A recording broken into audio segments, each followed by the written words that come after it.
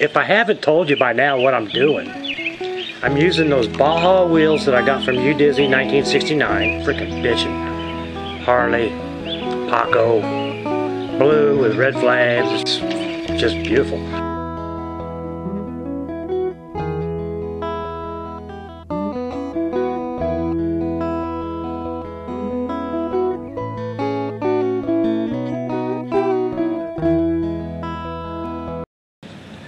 Hey guys, I'm out here working on this new project, and got these wheels that I got from UDisney, and I'm trying to make a support for them, is what I'm trying to do. And I'm using my bender, and the other day when I did that, my bends came out real sweet, and today they kinked on me a little bit, and I'm going to show you that. And I think the only thing that changed is the fact that it's hotter out here and the steel's sitting out here in the sun getting a little more malleable. And I think that may be the only difference, but I'm going to try to find a way to combat it. Let me show you what I got.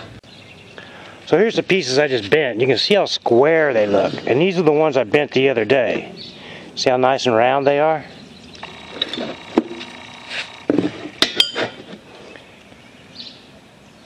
And I'll show you a closer look. It kinked it a little bit. It didn't ruin it, and I think it'll still have good structural integrity because, you know, it's freaking heavy pipe. And but it just concerns me that it did that. I don't want my bends to be like that. If I wanted my bends to be like that, I would use square tubing. That's going to work. I'm going to go ahead and incorporate that into the machine because I don't want to waste the pipe.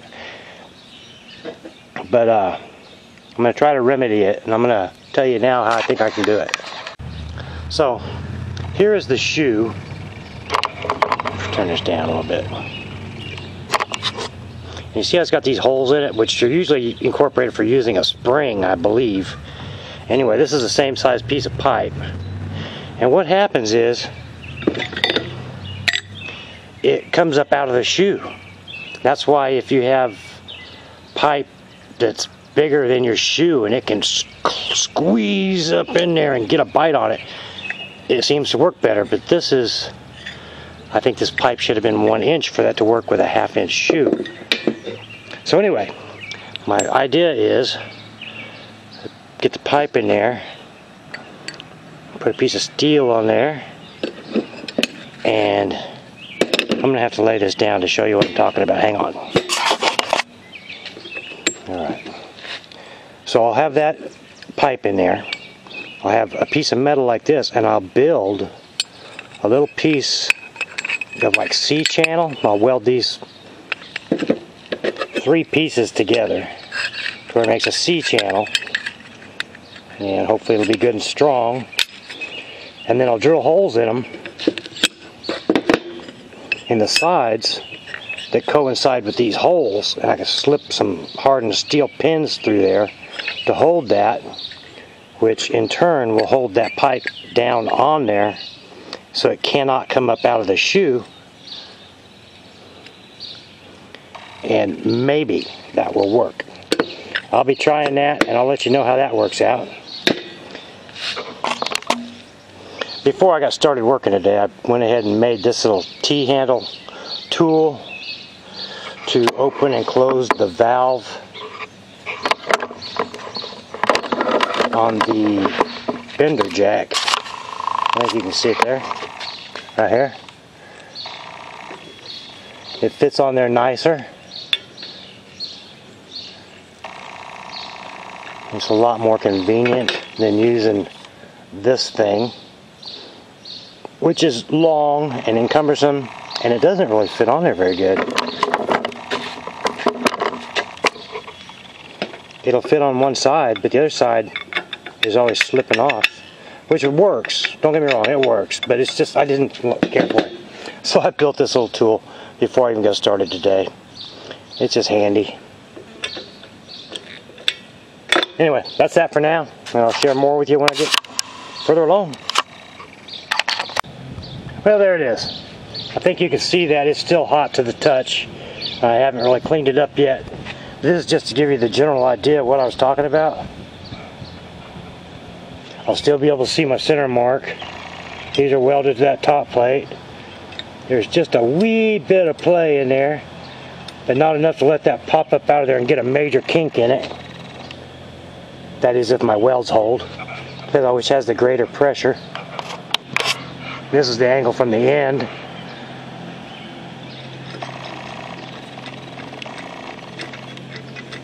I'm going to try it here in a minute. We'll see if it actually works or not. Those bolts are just barely long enough to slip through there, but I think you can see they're sticking out just a little bit, enough to hold it. If they don't bend, we'll just have to see. I don't know. We'll have to try it and see what happens. Okay, I just made another bend. I replicated those first parts I was talking about I was going to use, but I really hate to start off a new project with stuff that's not right from the start. So I went ahead and decided to redo it. And you can see there, I think, if it'll focus. Anyway, that's on 0. That's my angle finder. And I put it over here on this side.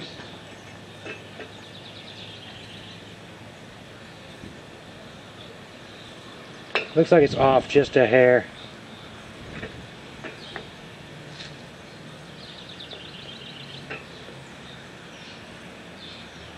Actually, it doesn't. It looks like it's dead on. Okay, so I'm going to pull those bolts out of there.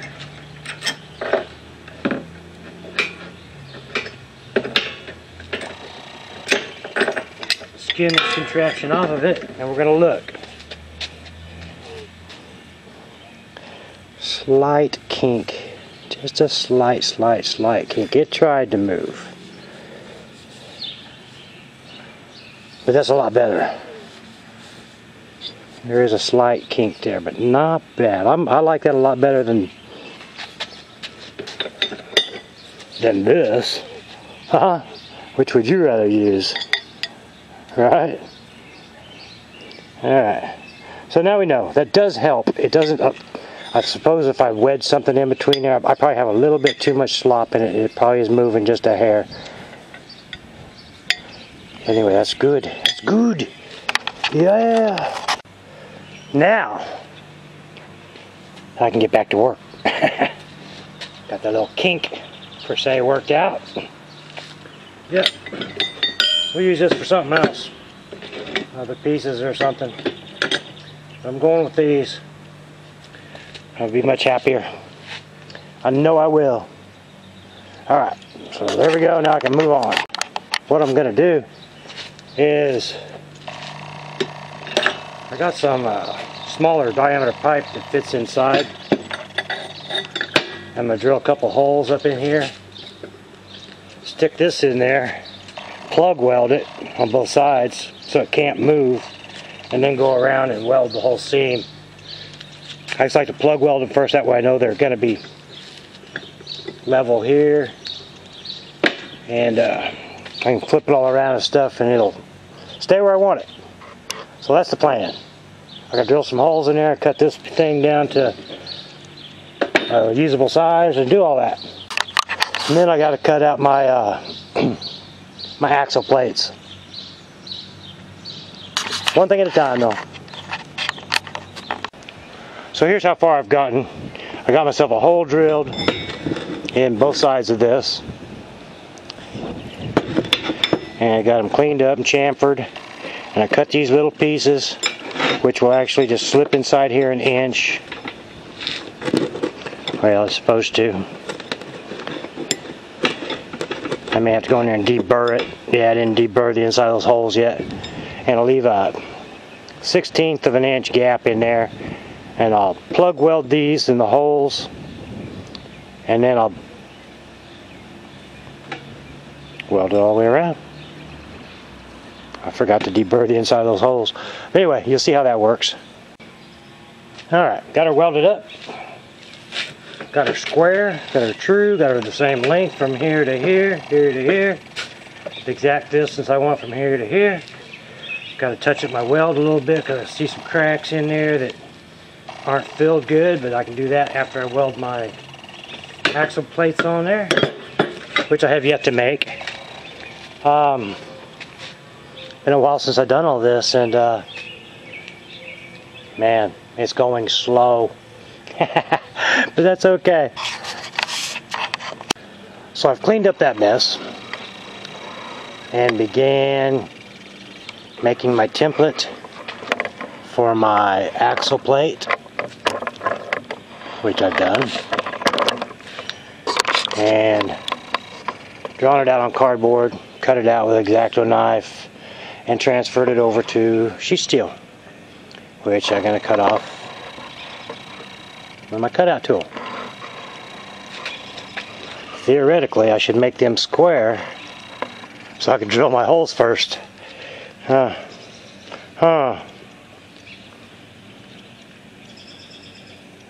That's okay. I'll figure that out when I get to it. I'll clamp them down to the press. Yep, that's what I'll do. There's my axle plates. I yet have to drill the holes for the axle to slide back and forth in when I tighten it. These little tabs on the end will bend up to give that chain adjuster something to pull against, and it'll have a hole drilled through it. And it took a little longer than I thought. I started off with that little cutoff tool and ended up switching over to my angle grinder with a cutoff blade. Really made short work out of it after I did that. I just let them cool down a little bit so I can handle them and put them in the drill and start drilling the holes out to make the slots. That's how far I've gotten so far. So actually it hasn't been a very productive day. I've got the rear swing arm made, the axle plates made up, which will weld on to the end of those, and I have the rear uprights made. I haven't got them welded together like this yet, but so far that's all I've got done. And of course you see this notepad here back over there. That's just chocked full of chicken scratch drawings, angles, lengths, you know, that kind of stuff. So that may be all I get for today as far as a video goes. As you can see, I'm losing my light. By the time I get those holes drilled and cleaned up, it'll be dark. So yeah, I'm a dirty mess. It's been hot, I've been sweating, I got grinding dust all over me. But that's all good, it's part of it. So, thanks for watching.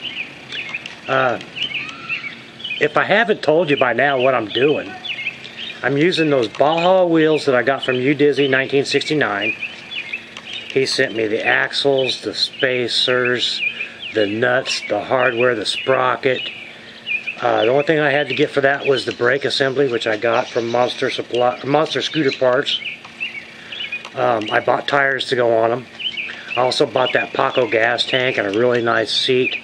And what this whole thing is going to be about is an adult size Baja based, but not really a Baja, mini bike, mini motor scooter. Mini motor scooter. Let's get that right. Not mini bike. Mini motor scooter.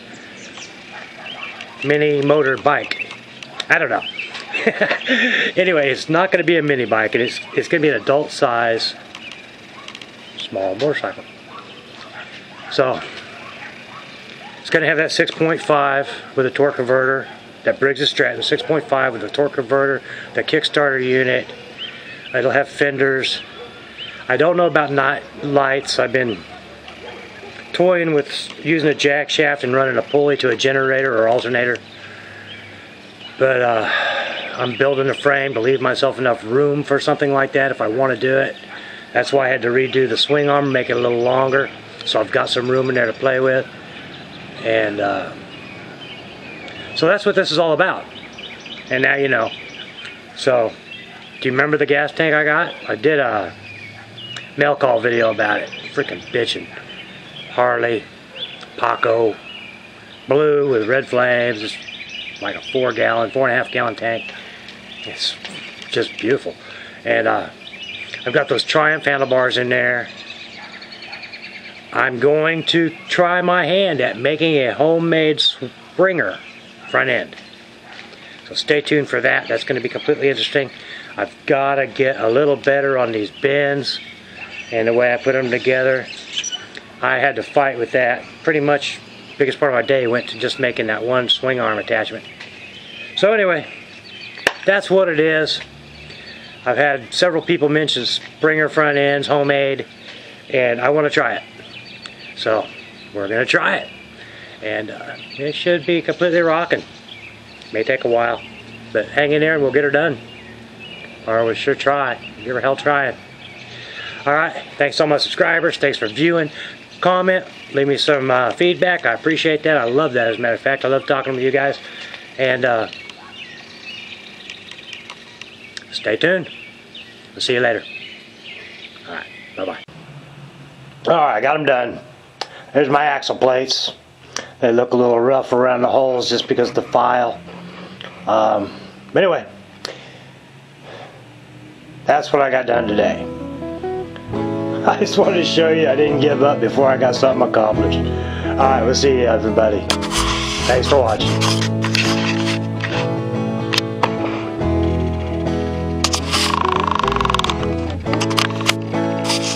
Yeah, there we are. Just goes to show, no matter where you go, there you are. See ya.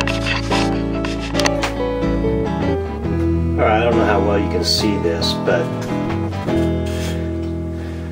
if you take this all in for a second, you'll notice the winning bid price, one bid, for used Triumph handlebars with hand grips and throttle control. Yay!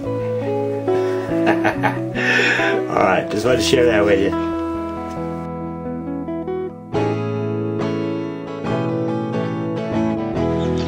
Wow, look at that.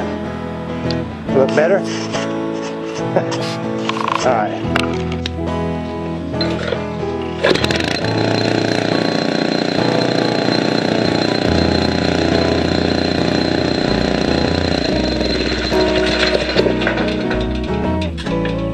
And of course it helps that this motor runs sweet.